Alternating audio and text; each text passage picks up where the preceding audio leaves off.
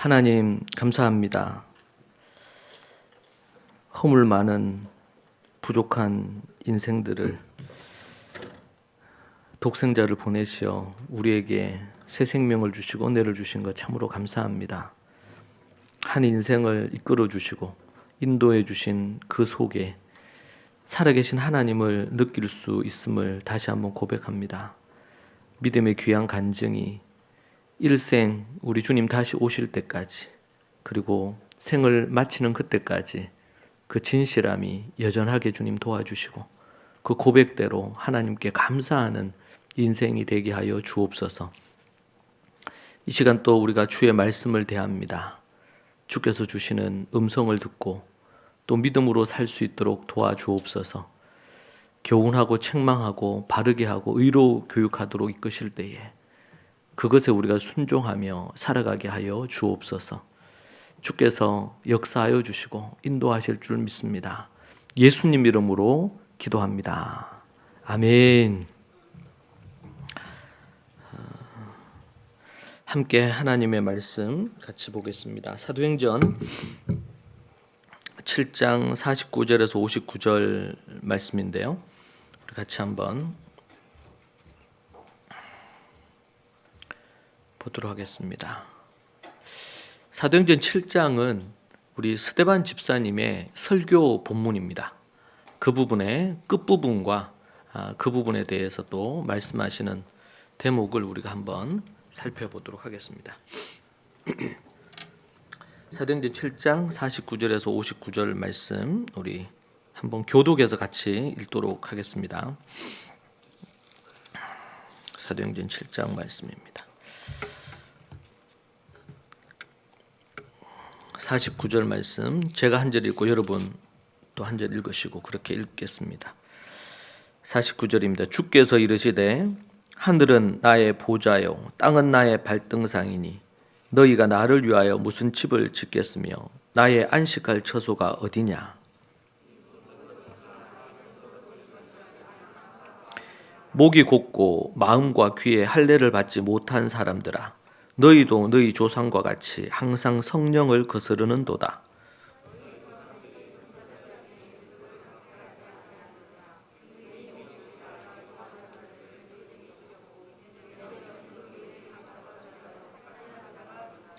너희는 천사가 전한 율법을 받고도 지키지 아니하였도다 하니라.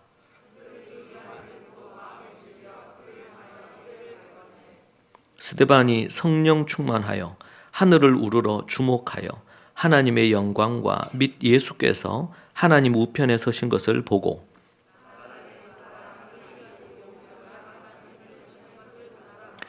그들이 큰 소리를 지르며 귀를 막고 일제히 그에게 달려들어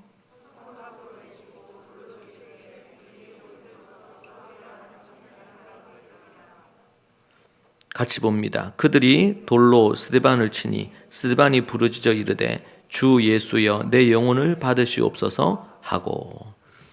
아멘.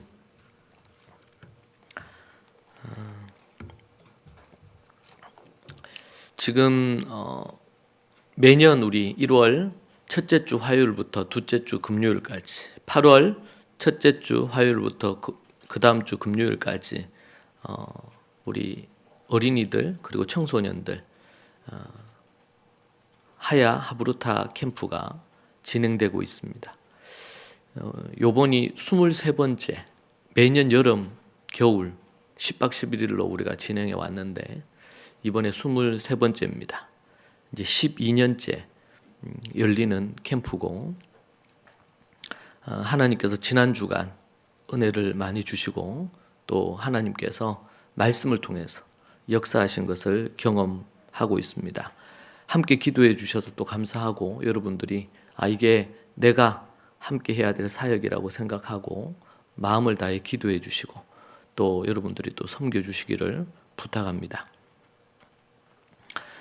오늘 제가 여러분과 함께 나눌 말씀은 1세기 성도의 루틴과 교회 공동체성을 배우다 라는 부분으로 여러분과 함께 말씀을 나누려고 합니다.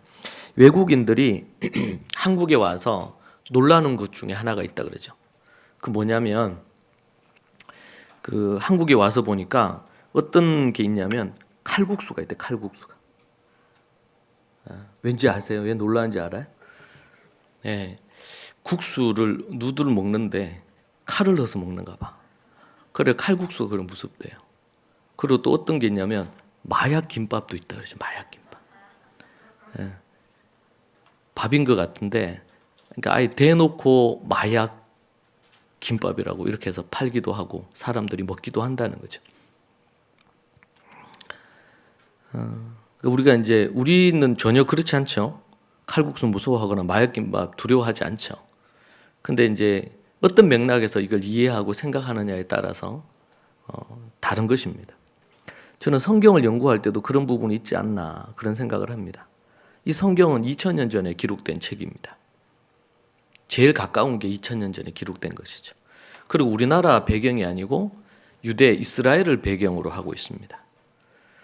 그래서 정확하게 이해를 하려면 그 문화를 이해하고 그곳의 환경을, 배경을 이해하지 않고 본문을 정확하게 이해한다는 것은 거의 어려운 일입니다. 제가 학교를 다닐 때도 이제 국어 같은 경우에는 옛날 고전 부분을 다루면 이게 뭐 오래된 것도 아니에요. 2000년이나 이래 된 것도 아니고 몇백 년밖에 안 된 건데도 못 읽기가 어려워요. 그만큼 많은 시간들이 지났는데도 그런 부분들이 있다는 것이죠. 우리가 성경을 이해할 때 그런 맥락에서 성경을 반드시 연구를 해야 됩니다. 성경을 정확하게 연구하지 않고는 성경을 정확하게 알 수가 없습니다. 여러분 성경을 우리가 정확하게 모르면 정확하게 믿음 생활을 할 수가 또 없겠죠. 그런 부분에서 우리가 매우 중요한 부분이 되고요. 저는 제가 신앙생활을 하면서 가진 의문 중에 하나는 우리가 교회 생활하고 저도 이제 초등 때부터 교회를 다니고 이렇게 했는데 교회를 다니면서 교회 성도들의 원래 생활이 이런 건가? 그리고 교회는 원래 이런 건가? 라는 의문을 어릴 때부터 가졌습니다. 특별히 그러면서 1세기 교회는 어땠을까? 예수님이 교회를 세우신다고 하시고 초대교회는 과연 어떤 모습이었을까?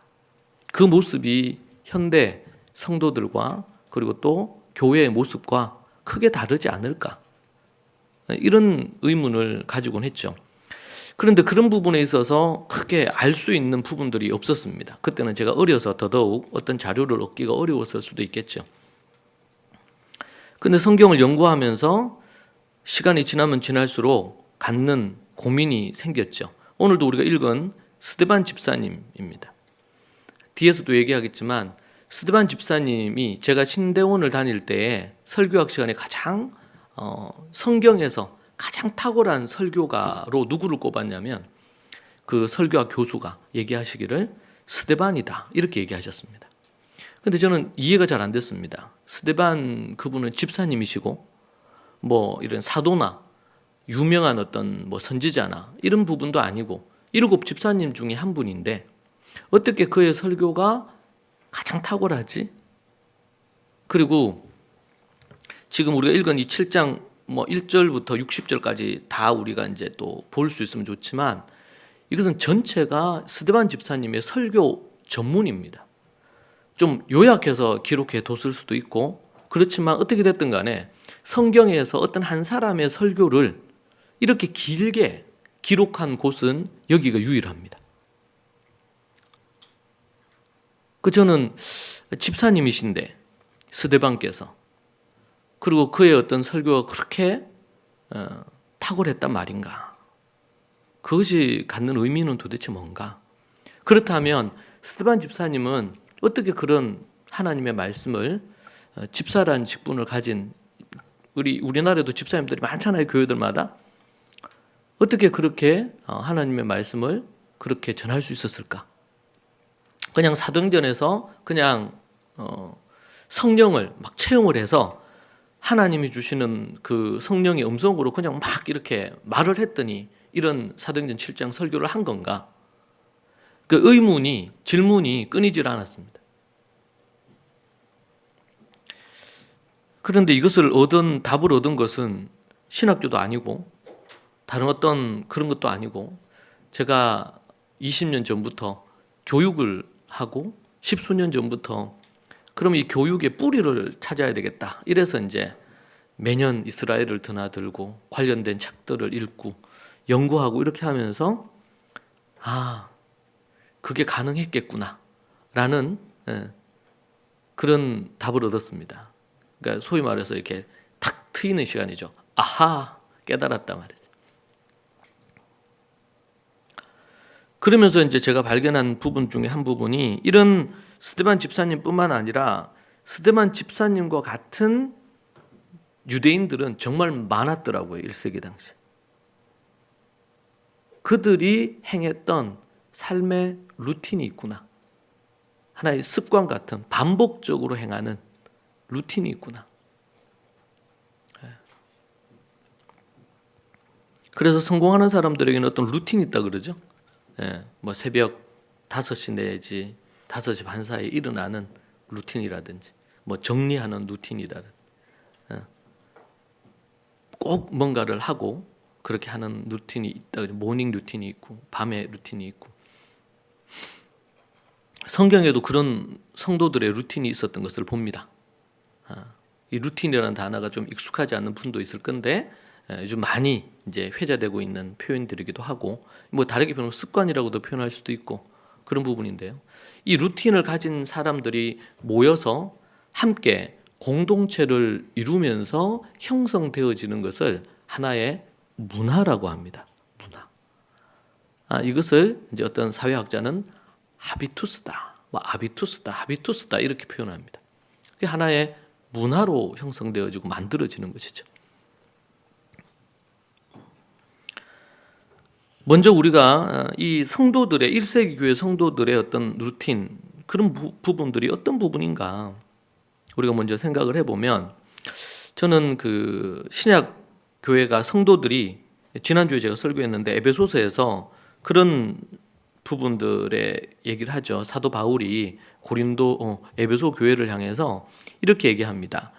거의 이제 결론에 다다랐어요. 5장 15절 이하에 그런즉 너희가 어떻게 행할지를 자세히 주의하여 지혜 없는 자 같이 하지 말고 오직 지혜 있는 자 같이 하여 이제 에베소 성도들에게 지혜 있는 삶을 살아라.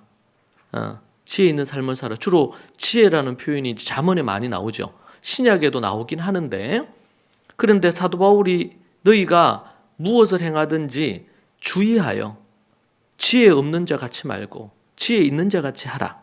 그러면서 첫 번째 부분이 뭡니까? 첫 번째 지혜롭게 살아야 될 첫 번째 특징이 뭐죠? 세월을 아끼라. 시간을 아끼라는 거예요. 세월을 아끼라. 때가 악하니라. 세월을 아끼라는 거. 이걸 지금 용어로 표현하면 시간 관리를 잘하라는 겁니다. 성도들의 신앙의 첫 번째 부분이 지혜롭게 사는 삶의 첫 번째 부분이 기도 많이 해라, 말씀 많이 봐라, 뭐 이런 게 아니고 뭐냐면 세월을 아껴 시간을 잘 관리하라는 거예요. 시간 관리를 잘해라. 거듭난 믿음의 사람들에게 첫 번째 지혜로운 삶의 특징 중에 하나는 뭐여야 되냐면 시간을 잘 관리하는 것입니다. 우리는 때로는 교회가 신앙이라고 얘기할 때 매우 영적이고 관념적인 어떤 부분으로 표현할 수 있는데 이것이 1세기 교회와 현대 교회의 가장 큰 차이 중에 하나는 현대 교회는 관념적이고 추상적인 데 비해서 1세기 교회는 매우 실제적이고 구체적이었습니다. 이것이 차이점이에요. 저는 이 대목을 읽다가 너무 놀랐습니다. 제가 만약에 어떤 얘기를 한다면 에베소 교회 얘기를 한다면 믿음에 대한 어떤 얘기를 할 것 같고 말씀 많이 보고 기도 많이 해라. 말씀과 기도면 충분하다. 그런 말도 있잖아요. 십자가 우리 주님 예수님의 십자가면 충분하다. 그 말이 어떤 의미인지 우리가 알죠. 그러면서 그 외의 거는 다 필요 없거나 쓸모없는 것처럼 이렇게 취급하는 부분들이 있고 교회는 구체적인 삶의 실제적인 것에 대하여 답을 주지 못함으로 인해서 군대 가면 그런다 그러잖아요. 뭐 누가 어떻게 아프더라도 오면은 약은 늘 똑같아. 처방도 똑같아. 머리가 아파도 똑같은 약 주고 뭐 어디 아파도 똑같은 약 주고. 그래서 자칫 잘못해서 시기를 놓쳐서 심각하게 있다가 죽기도 한대잖아요.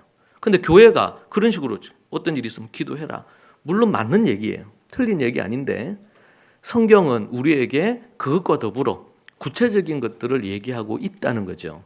그것을 거의 2000년 가까이를 그러니까 4세기 이후로부터 거의 17세기 가까이를 놓쳤어요. 교회가.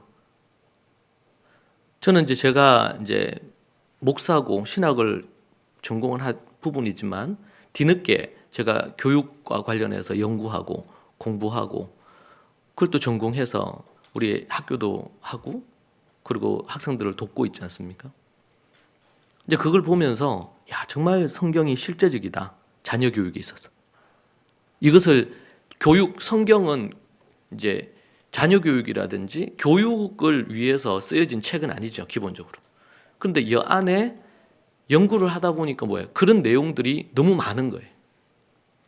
그러니까 이제 그거를 따로 정리를 해서 성경이 얘기하는 교육에 대한 걸 정리를 할 필요가 있겠죠. 학문적으로. 이제 그런 것들을 부족하지만 제가 시도해 오고 있는 부분이기도 하고 한데 이게 교육만 그렇겠습니까? 정치, 경제, 사회, 문화, 교육 모든 영역의 부분이 그런 부분입니다. 근데 그게 1세기 교회에는 자리를 하고 있었어요.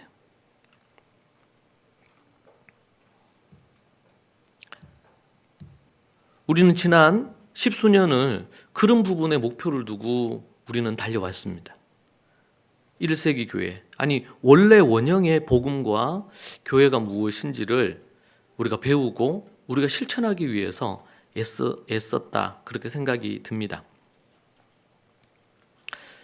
예를 들면 시편 1편 1절에 이런 게 있습니다. 오직 여호와의 율법을, 원어에는 토라라고 되어 있습니다. 여호와의 토라를 즐거워하여 그의 토라를 주야로 묵상하는도다.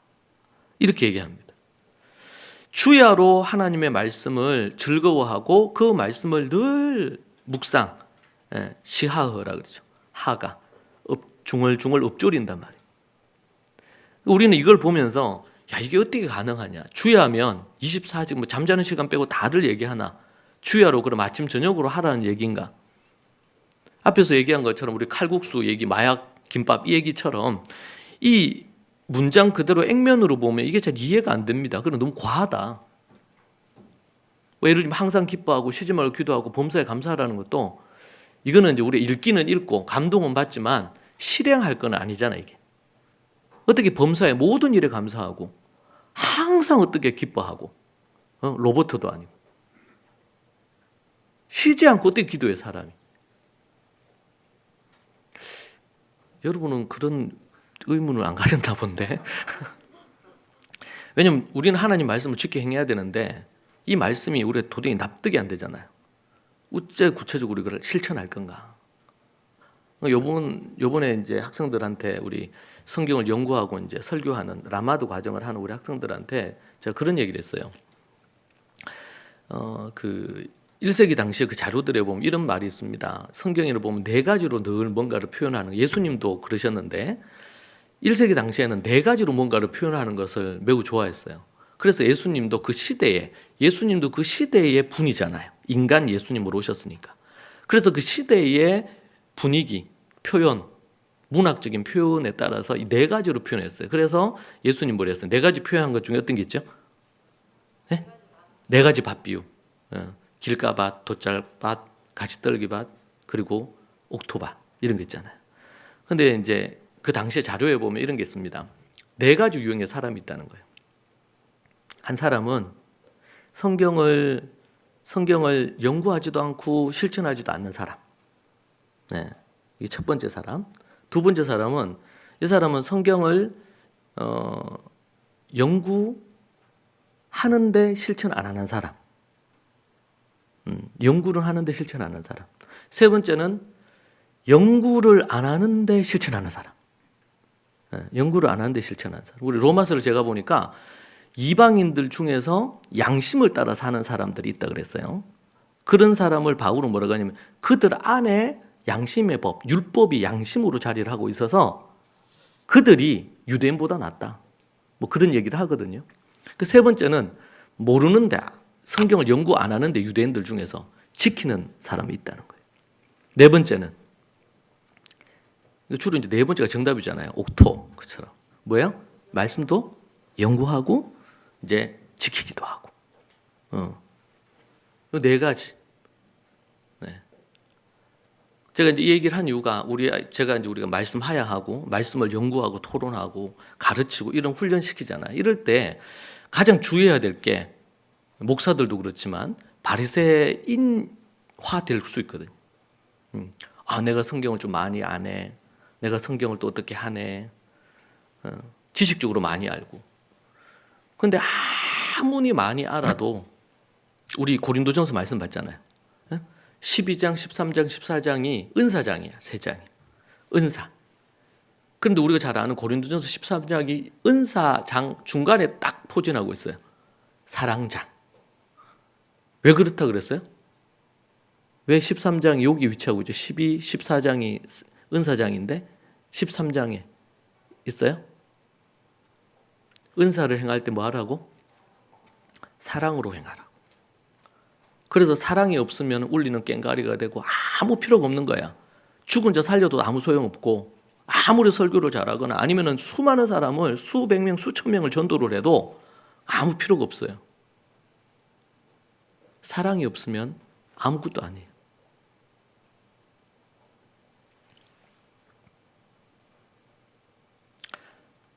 주야로 그 말씀을 묵상하라. 주야로 그 말씀. 그래서 우리가 통합적인 이해가 너무 중요해요. 성경을 많이 알고 많이 외우고 많이 전하고 많이 가르치고 얘기하면 그냥 줄줄줄 다 알고. 근데 그렇게 하고도 바리새인들은 율법학자들은 그들이 그렇게 기다리던 예수님을 바로 눈앞에 두고는 잡아서 나무에 달았잖아요. 그들이 가장 하야도 많이 하고 연구도 많이 하고 헤롯한테 메시아를 죽이도록 어느 위치에 태어날지 알려준 인간들이 누굽니까?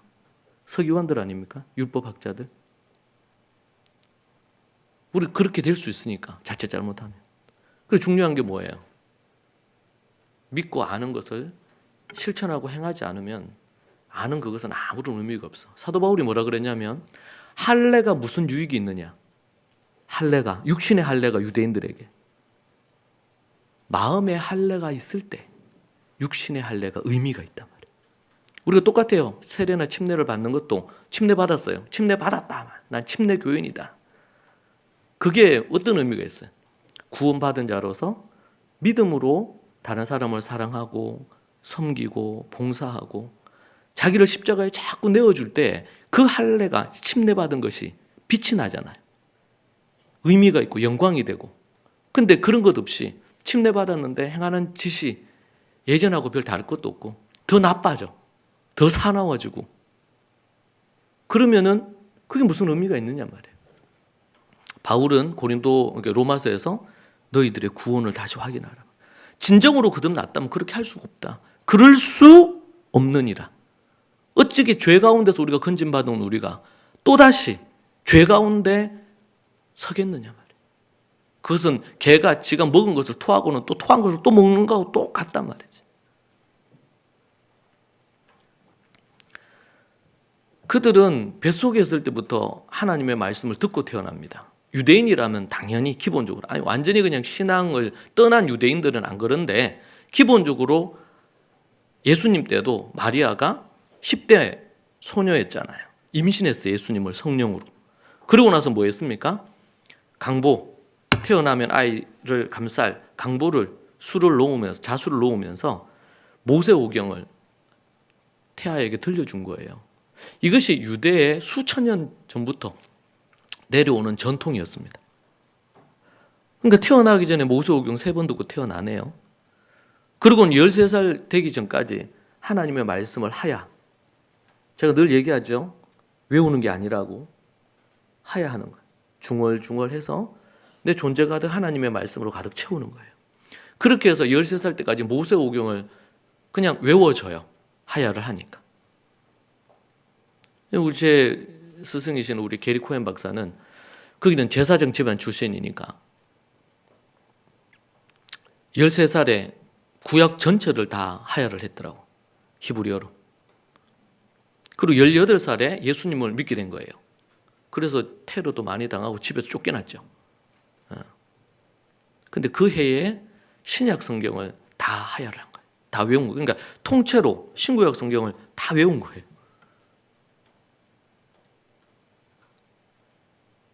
그것이 유대의 전통이고 스데반도 13살 전에 모세오경 중에 한 권을 하야를 해서 청중들 앞에서 이런 곳에서 하나님의 말씀을 1장부터 40장까지 쭉 읊은 거예요.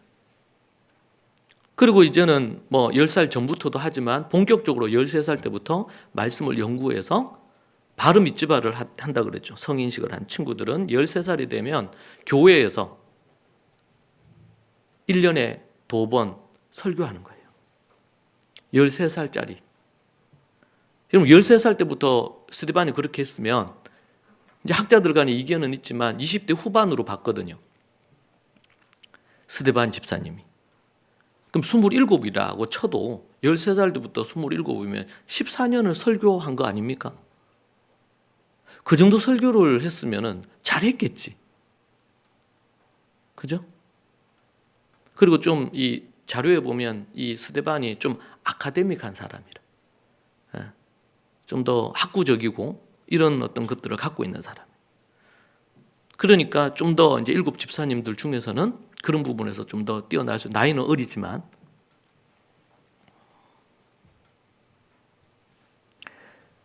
여러분 그걸 유대인들의 초대교회 성도들의 일생을 쭉 생각하면 그때로부터 그럼 13살 이후로부터 말씀을 연구하는 거 하고요. 제가 이스라엘 갔을 때도 너무 감동적인 장면이 어떤 거냐면 백발의 노인인데 그 회당에서 저들이 추야로 회당에 와서 하나님의 말씀을 읽고 토론하고 손자 손녀들 데리고 와서 같이 또 토론하고 이런 모습을 봤어요.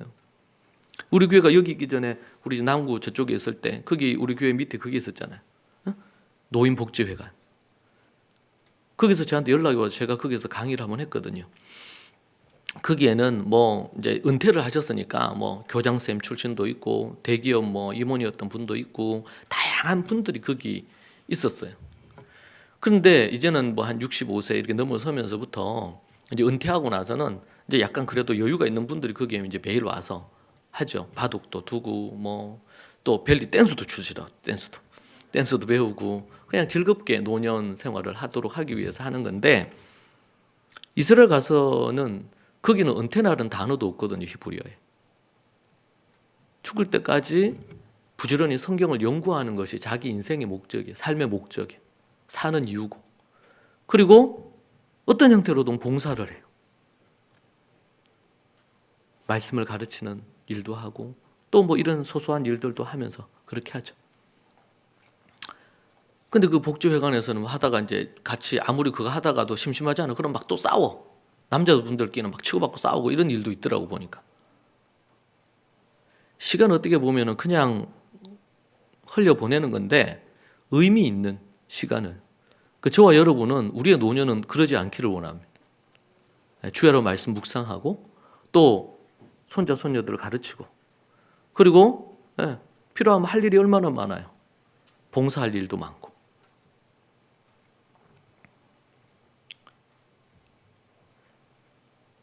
여러분 1세기 초대교회 성도들이 갖고 있었던 이런 루틴, 이런 루틴, 그것이 그들에게 하나의 문화가 이미 되어버렸어요. 13살이 되면 당연히 하나님의 말씀을 이제는 스스로 연구해서 가르칠 수 있는 위치에 서고 하나님의 말씀을 스스로 연구해서 가르치고 자기 인생에 대한 하나님 앞에 인생을 책임지고 살아가는 부분으로. 그리고 20대 한 초중반이 되면 결혼을 하는데 그러면 다시 이 사이클이 다시 돌아가요. 태교하는 것부터 시작해서 2살, 1살, 2살, 3살 때는 말씀을 읽어야 되니까 거기서 조기 교육하거든요. 알파벳을 그때 다 이제 배워요. 그리고 이제 4살이 되면서부터 본격적으로 말씀을 창세기 1장 1절부터 하야를 해서 창세기, 출애굽기, 레위기, 민수기, 신명기 5권을 마스터를 하고, 그리고 가정에서 그렇게 하고요. 그리고 학교에서 유치원 때부터 하루에 2시간 내지 3시간은 성경으로 성경 읽고 하야하고 질문하고 토론하고 이런 걸로 유치원 때부터 하고, 초등에서도 그렇게 하고, 제가 매년 이스라엘 가면서 그런 걸 연구를 하고, 또 1세기, 지금 현대 이스라엘은 1세기 모습하고 많이 좀 변질이 된 게 많더라고. 제가 가서 보면서 느끼는 게, 영향을 받으니까요. 근데 그게 다 어디서 이루어지느냐? 가정에서 이루어졌습니다.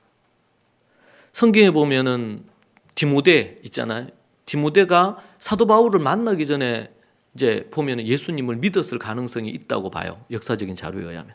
오순절 성령 강림 사건 때 스데반이 살던 그 동네 사람들이 여기 와서 성령을 체험하고 예수님을 믿고 간 거예요. 거기서 가서 예수님을 전한 거죠. 그리고 나중에 사도 바울이 거기 왔을 때 사도 바울의 선교팀에 바로 합류를 하게 됩니다. 디모데가. 그런데 사도 바울이 뭐라고 얘기합니까? 어렸을 때부터 네가 청결한 양심을 가졌고 선한 양심을 가졌다. 그것을 근거는 뭐냐면 내 외조모 로이스와 내 어머니 유니게로부터 그게 너에게로 왔다. 이들은 그때는 예수님을 믿었던 때가 아니거든요. 그 경건한 유대인들이었어요. 그런데 어릴 때부터 그렇게 받고, 디모데는 유대인이니까, 어머니가 유대인이고 아버지는 헬라인이죠. 그러니까 어머니를 중심으로 해서 유대 교육을 받았어요. 유대 교육을 받았다는 것은 이제 태아 때부터 하나님의 말씀을 듣는 강보 교육을 받고, 모세오경을 3번 들려주는 교육 받고, 그리고 유대인 학교에서 하나님의 말씀을 어릴 때부터 하야하고 연구하고 토론하고 가르치는 일을 했고, 그리고 13살 때 바로 밑지발을 해서 이 키파라 그러죠. 그걸 쓰게 돼요. 그걸 한 사람이 이제 그걸 쓰게 되는데, 그렇게 하고 그런 과정을 거쳤다는 거예요. 그것이 그들의 문화가 되었어요. 이 문화가 되기까지는 아브라함 이후로 내려오는 그들이 갖고 있는 전통이 있었죠. 한국 교회의 다음 세대가 95%가 떠나고 있어요. 제가 유럽 갔을 때도 2% 내지 3%가, 영국도 그렇고 기독교 인구가 2%에서 3%라 그러죠. 왜 이렇게 됐습니까? 우리는 기독교 역사가 130년이 좀 넘었습니다. 근데 이스라엘은, 예수님 믿는 유대인들은 기독교 역사가 2000년이 넘습니다. 2000년이 넘는데도 지금도 계속 부흥하고 있습니다. 다음 세대를 1%도 잃어버리지 않고 있습니다. 그것은 그들만이 갖고 있는 루틴이에요. 이것을 버리지 않았던 거예요. 나라를 잃어버려서 2500년 동안 떠돌이 생활했습니다. 우리는 30몇 년 동안 일제 치하의 치욕을 겪었지만 그들은 2500년을 나라 없이 살았습니다. 그런데 그들이 어떻게 그들의 정체성을 유지하고 신앙을 유지하고 그렇게 했냐 말이에요. 그것을 딱 단적으로 보여주는 것이, 우리가 안식일을 지키는 줄 알았는데 안식일이 우리를 지켜주더라. 그들이 떠돌이 생활을 하면서 안식일날 무슨 일이 있어도 안식일은 지켰어요. 금요일날 저녁부터 시작해서 모든 일을 멈추고, 자녀든 부모든 조부모든 다 모이고, 그때는 대가족 시절이었어요. 같이 모여서 뭐 했냐면 하나님 앞에 예배했어요. 우리는 예배한다 그러면 이제 공식적으로 주일날 드리는 이런 예배 스타일을 생각하는데, 1세기 당시 예배는 그런 모습이 아니었거든요. 물론 찬양도 있고 이런 게 있었지만 이제 가정 예배를 첫 번째로 드렸어요. 가정 예배의 꽃은 말씀을 읽고 토론하는 시간이에요. 말씀을 읽고 토론. 여러분, 콘스탄틴 대제가 기독교를 국교로 하면서 그가 내린 이 명 중에 하나가 뭔지 압니까? 기독교를 국교화했잖아요. 그런데 가정에서 부모가 자녀에게 하나님의 말씀을 가르치는 자는 화형에 처했어요. 오직 말씀은 교회에서, 누구에 의해서? 콘스탄틴 대제가 임명한 사제들에 의해서만. 하도록 했어요. 그게 실제 역사 자료에 있어요. 화형당한 자녀들에게 주기도문을 가르쳤다가 잡혀가지고 불에 태워져서 죽였단 말이에요. 너무나 많이 변질됐죠. 이미 4세기 때부터. 그런데 1세기 교회를 보면요, 부모가 자녀들을 가정에서 하나님의 말씀을, 성경 말씀을 가르쳤단 말이죠. 그렇게 해서 여러분, 뱃속에 있을 때부터 2살 때, 그리고 또 4살 이후로부터 하나님 말씀을 해야 하고, 13살 때부터는 하나님 말씀을 연구해서 아버지가 하나님의 말씀을 연구한 걸 서로 토론하고, 학교에서는 랍비 선생님하고 같이 공부하고, 교회에서는 또 목사님과 함께 그렇게 또 하고, 그렇게 하면서 믿음으로 자라게 됐죠. 어떻게 신앙을 버리겠습니까? 물론 사무엘의 자식들도 타락하고 했으니까, 다윗의 자식들도 타락하고 했으니까 타락하는 이들이 있을 수는 있겠죠. 그러나 통계가 우리에게 보여주는 것이 거의 1%도 믿는 유대인들의 자녀들이 안 떠난단 말이에요. 지금 한국은 95% 이상이 떠나요.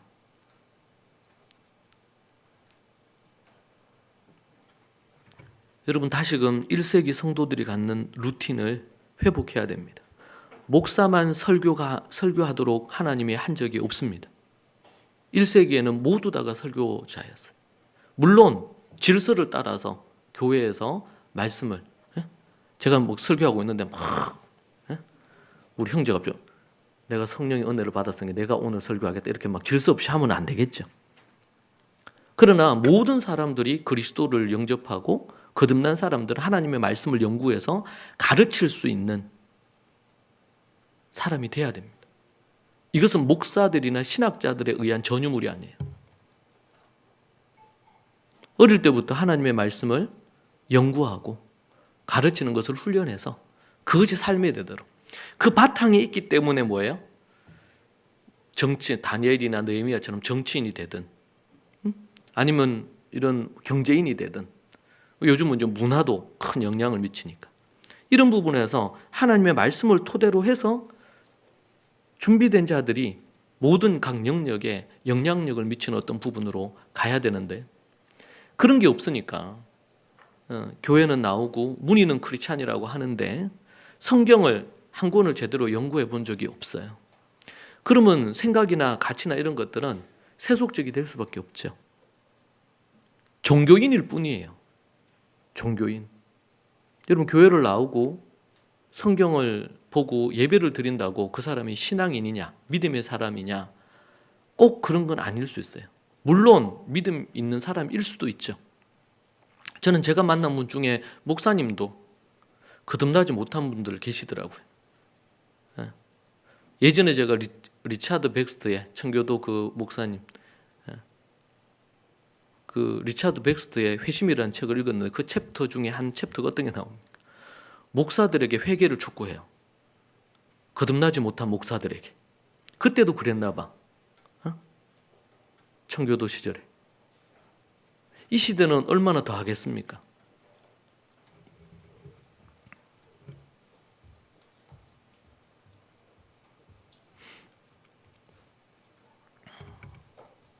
여러분, 믿음의 루틴을 우리가 가지고 회복을 해야 됩니다.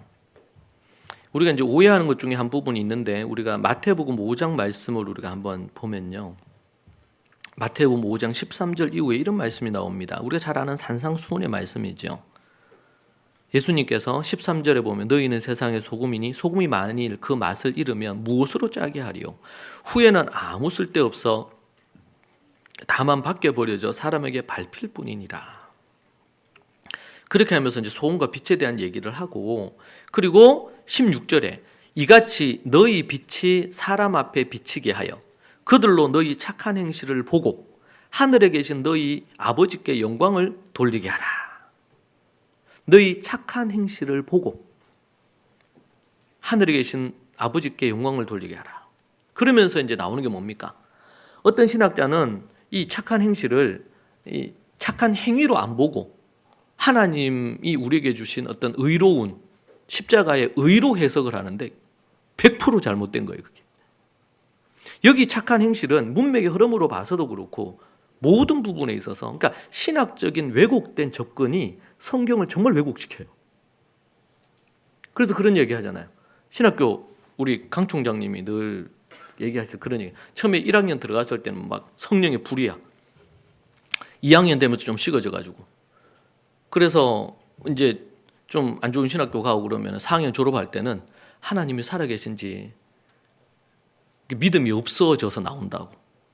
그런 얘기를 하는데, 이게 이제 성경을 제대로 가르치지 않을 때 신학을 하게 될 때 갖는 또 그런 부분이 있을 수는 있어요. 뭐 다 그런 건 아니겠죠. 여기 보세요. 그래서 저는 여기 이 관련 16절과 관련된 주석을 한 7, 8개를 본 것 같아요. 근데 가장 아주 유력하게 인정받는 주석도 왜곡되게 해석하더라고요. 17절에 이렇게 나옵니다. 내가 율법이나 선지자를 폐하러 온 줄로 생각하지 말라. 지금 착한 행실 얘기하고 율법과 선지자를 폐하러 온 줄로 생각하지 마라 그랬죠. 내가 율법을, 토라를 폐하러 온 것이 아니고 미tz바, 계명을 폐하러 온 게 아니라 완전하게 하러 왔다. 완성시키러 왔다고 그렇게 얘기를 합니다. 18절에 진실로 너희에게 이르노니 천지가 없어지기 전에는 율법의 1.1획도 결코 없어지지 아니하고, 여기 1점 이렇게 하는 게 요드라고 히브리어 중에 그냥 이렇게 탁 이렇게 컴마처럼 이런 게 있거든요. 히브리어 고 하나, 1획 하나 결코 없어지지 않을 거라는 거예요. 토라, 하나님의 말씀의 계명의 법이. 그러므로 누구든지 이 계명 중에 지극히 작은 것 하나라도 버리고 또 그같이 가르치는 자는 천국에 지극히 작다 일컬음을 받고, 누구든지 이를 행하며 가르치는 자는 천국에 크다 일컬음을 받으리라. 내가 너희에게 이르노니 너희 의가 서기관과 바리새인보다 더 낫지 못하면 결코 천국에 들어가지 못하리라. 그리고 나서 그 뒤에 뭐가 나옵니까? 내가 살인하지 말라 했는데, 모세의 법에는 살인하지 말라 했지만 나는 너에게 명하노니 미워하는 자마다 살인하는 자니. 모세의 법에는 살인, 누구를 죽이는 것을 언급을 했다면 예수님의 세 계명에는 마음으로 사람을 직접 죽이는 것뿐만 아니라 그 동기가 되는 마음에서부터 미움이 있다면 형제를 향하여 라가라 하는 자, 어리석다, 미련한 놈, 이런 욕을 한다든지, 이스라엘 욕입니다. 라가. 그렇게 한다면 뭐라 그래? 지옥불에 떨어질 것이라는 거예요. 지옥불에. 제가 늘 강조하지만 우리의 믿음이라는 것은 히브리어로 믿음이라는 에무나라는 단어는 이것은 신용이라는 뜻이거든요. 그러니까 우리가 믿습니다. 한번 딱 믿는다 고백하면은 내 구원이 영원히 보장이 되고 어떤 죄를 저질러도 아무 문제가 없고, 이것은 여러분 구원파 이단들이 하는 구원 교리지요. 성경은 한 번도 그렇게 얘기한 적이 없습니다. 그 당시에 입으로 시인한다는 것은 곧 죽음을 의미했어요. 지금은 우리가 입으로 시인한다고 누가 잡아가는 일 없지만 그 당시에 유대 사회에서는 예수님을 믿는다고 이렇게 한다, 유대교에서 개종해서 나사렛 당이 된다, 그러는 순간 죽음이에요. 곧. 그러니까 입술로 고백하는 것 자체가 곧 죽음을 불러왔어요. 익투스라고 예수님을 믿는다는 것을 표시했죠. 이 사람이 진짜 믿음의 사람인지 아니면 소위 말하는 뿌락치처럼 예수 믿는 자들 잡아 죽이려고 하는 사람인지 알 수 없잖아요. 그럴 때 표시했던 게 자신이 크리스천이라는 걸 표시하는 표시였죠. 그런 시대 속에 성경은 기록됐어요. 이 에무나라는 이 단어 자체가 믿는다는 것은 행하는 것을 포함을 해요. 제가 늘 강조하죠. 내가 누구한테 물 떠달라 그랬어. 네, 대답하고 물 떠러 갔어요.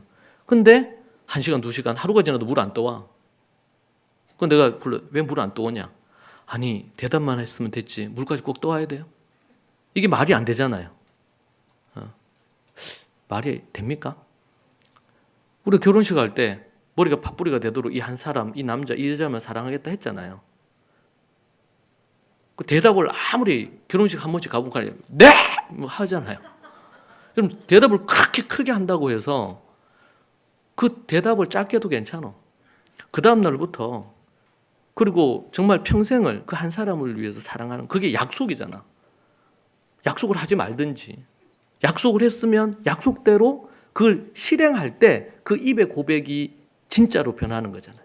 우리 믿음도 똑같아요. 이제는 나를 위해 살지 않고 나를 위해 십자가에 죽으신 그분을 위해 살겠다. 그리고 그 말에는 또 뭘 포함해요? 이제는 죄 가운데 살았던 내가 이제는 의를 행하면서 하나님의 계명을 지키면서 살겠다. 그래서 예수님이 나를 사랑하는 자는 내 계명을 지키나니. 우리 신앙은 사랑이지 어떤 관념적인 믿는다는 어떤 고백을 근거로 한 구원받는 이 개념이 아니에요. 내가 죄인임을 깨닫고 이제는 내 뜻대로 살지 않고 내 뜻대로 사는 것이 하나님이 기뻐하시는 것이 아님을 알고 이 죄인을 위해 십자가에 달려 예수님이 죽으셨는데 그 십자가의 은혜를 입은 자가 내가 어떻게 살아야 되냐 말이죠. 내 전 재산을 주님께 드린 듯 그게 아깝겠습니까? 죄 사함을 얻었는데.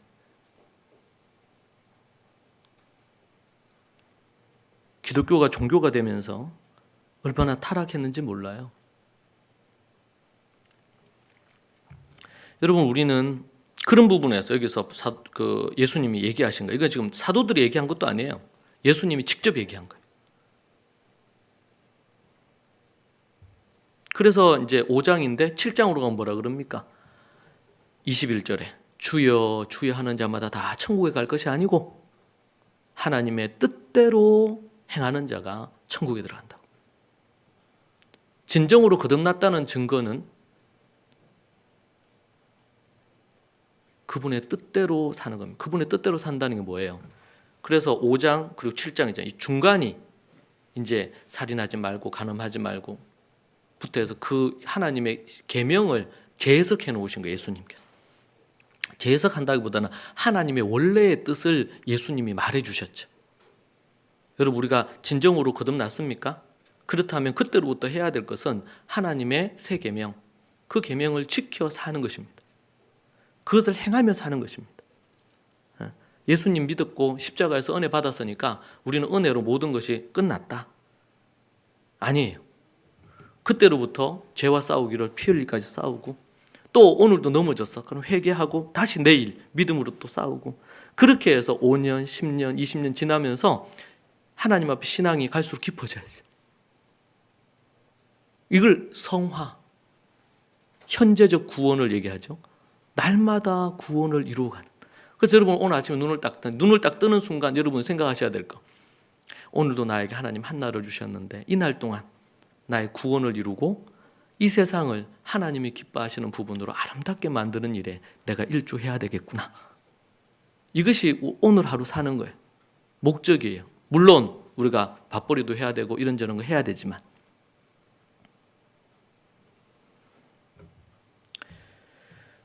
1세기 교회 성도들은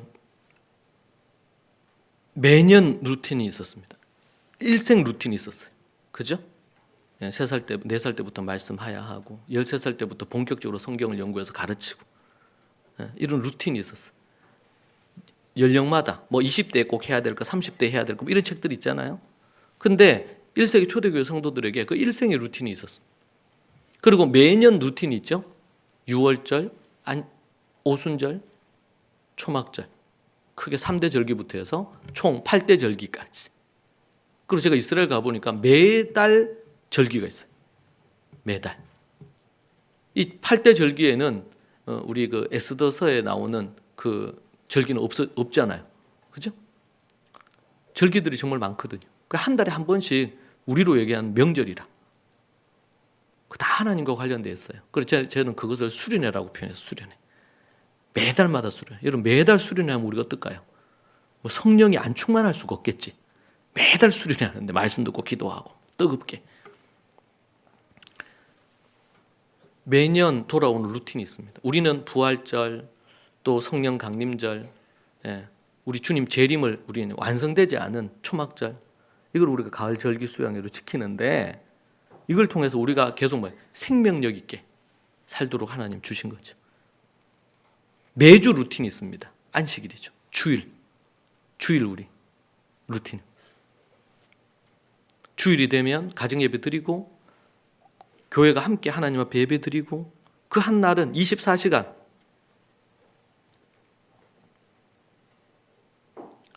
하나님 앞에 온전히 주를 성수하고요. 매일의 루틴이 있습니다. 아침에 일어나서 말씀을 읽고 묵상하고 기도하고 루틴, 하루 루틴. 여러분, 이러한 루틴이 예수님 믿은 이후부터 이게 형성이 안 되잖아요. 그러면은 성령 충만할 수가 없고 계속 죄에 넘어지고 자기 한계에 부딪혀서 넘어져요. 신앙이 성화가 안 돼. 이게 주일날 듣는 설교로 신앙을 유지할 수가 없어요. 일주일에 한 끼만 먹을까요? 안 되겠죠. 그런 거 똑같아요. 여러분, 이런 루틴이 모여서 뭐가 되냐면 하나의 문화가 되는 거예요. 예를 들면 부모에게 순종하는 문화, 하나님의 말씀을 귀하게 여기는 문화, 안식 주일이 되면은 주일날 24시간은 다른 어떤 이런저런 유흥을 즐기는 걸 모든 걸 차단하고 가정에서 함께 예배드리고 함께 교회에서 예배드리면서 봉사하고 함께 성경을 묵상하고 이제 좀 많이 좋아졌으니까 이제 2월 달이나 어느 시점부터 해가지고 정해지면 이제 오후에도 우리 주일날 오후에도 함께 말씀을 또 묵상하고 그렇게 하는 그런 오후 예배도 우리가 진행을 해야 될 거라고 생각하는데 너무 중요한 부분입니다. 올해 2023년도 우리 믿음의 식구들이 그런 믿음의 루틴을 1세기 교회 성도들이 우리의 경쟁 상대라고 저는 생각합니다. 원형이기도 하고. 그래서 우리가 그들을 필요한 부분을 배우고 우리의 삶에 실천하고 그렇게 살아가는 삶 자체가 얼마나 중요한지 몰라요.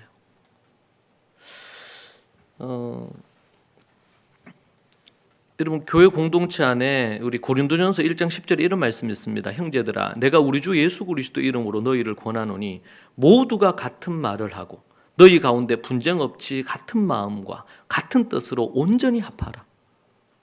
지난 세월 동안 저는 여러분들에게 1세기 교회의 어떤 그 모습을, 초대교회 성도들의 모습을, 성경이 원래 이야기하려고 하는 모습을 여러분에게 부지런히 가르치려고 애를 썼고 그렇게 했었습니다. 지금 고린도전서 1장 10절 말씀인데 우리가 고린도전서를 8개월 동안 우리 고린도전서를 이렇게 했어요. 색색들이 우리 묵상하고 연구했던 우리 묵상하고 그리고 연구한 다라시 책이죠. 10개월 동안 우리가 여기 절기도 있고 이렇게 해서 정확히는 한 9개월 정도 될까요? 우리 고린도전서를 1장 1절부터 마지막 절까지 16장 마지막 절까지 하나하나 우리가 되도록이면 원어나 이런 걸 살펴서 했었습니다.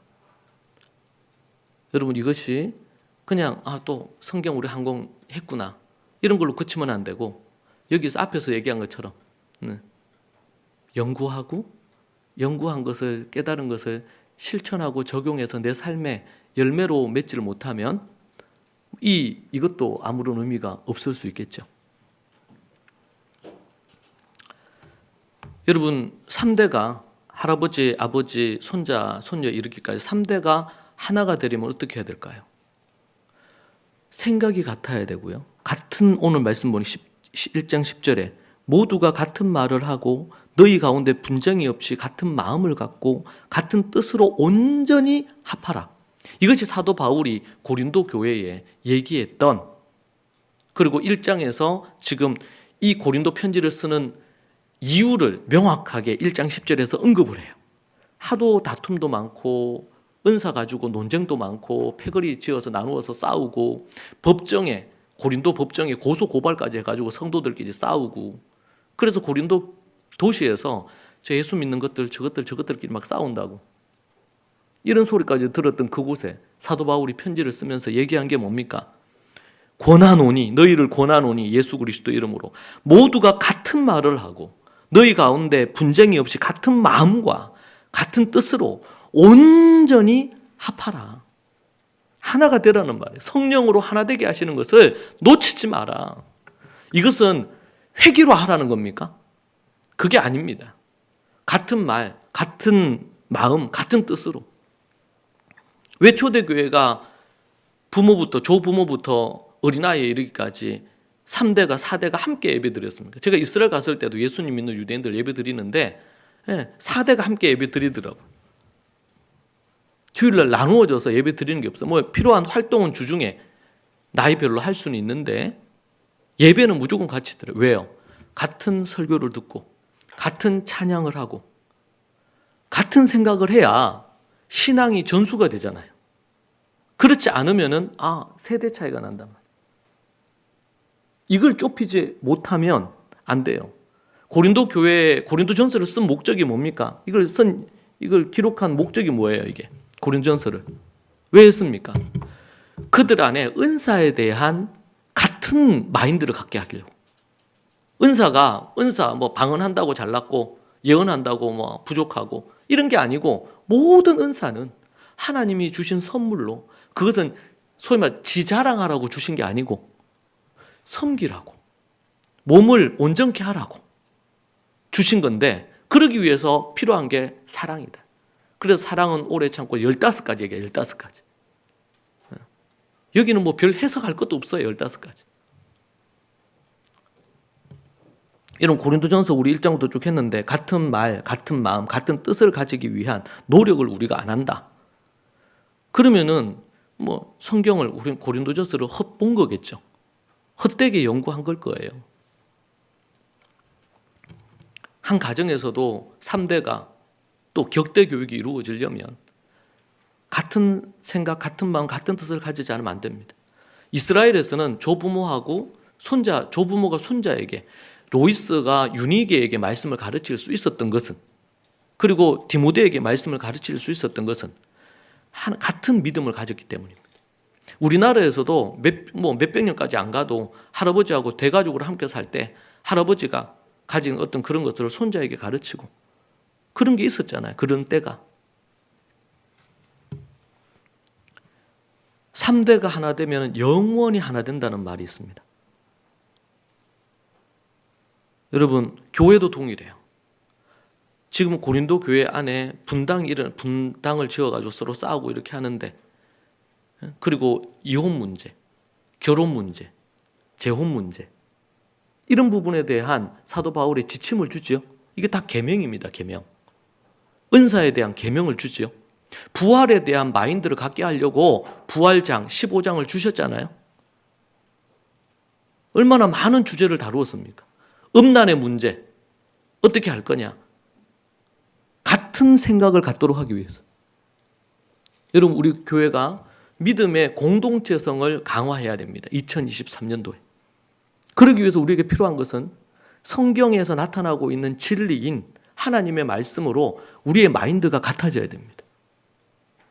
이런 마인드로 정치, 역사, 경제, 사회, 물론 본질적인 것이 아닌 부분에 있어서 다양성을 인정해야 되겠지만, 그러나 성경을 기반으로 한 이 가치관이 하나가 되지 않으면 교회가 쪼개질 수밖에 없고, 심지어 가정에서도 부부 간에, 부모 자식 간에도 이게 쪼개지는데, 우리가 피도 안 섞인 우리들이 함께 모여서 교회를 이루는데 이게 가능하겠어요? 그러기 위해서는 예수님의 피와 예수 그리스도의 가르침이 우리의 중심이 돼야 됩니다. 그러기 위해서 믿음의 루틴을 가져야 되고, 그리고 교회 안에 이 하나님의 말씀을 우리가 훈련해서, 그러니까 여러분들이 고린도전서를 우리 같이 했기 때문에 여러분들이 착실하게 이 고린도전서의 말씀을 설교를 듣고 묵상하고 그룹에서 서로 말씀 나누고 했다면 하나님이 우리에게 원하시는 각 주제에 대해서 그것을 알 수밖에 없겠죠. 그러면 서로 통할 수밖에 없는 거예요.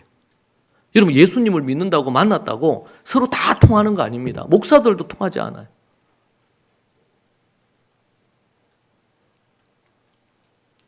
뭐가 필요합니까? 본질적인 부분에 있어서 생각과 마음과 뜻이 같아야 됩니다.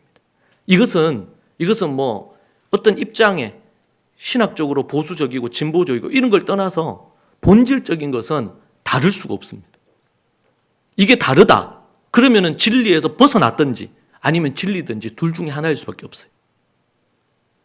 그래서 우리는 본질적인 것에서는 절대로 양보할 수 없고, 그러나 비본질적인 부분에 있어서는 우리는 아주 융통성을 갖고 바람처럼 물처럼 고린도전서에 나왔던 것처럼 유대인들에게는 유대인들처럼 대하고, 이방인들에게는 율법이 없는 자들은 율법 없는 자처럼 그렇게 우리가 유연성 있게 대해야 될 것을 사도 바울은 우리에게 얘기해 주고 있지 않습니까?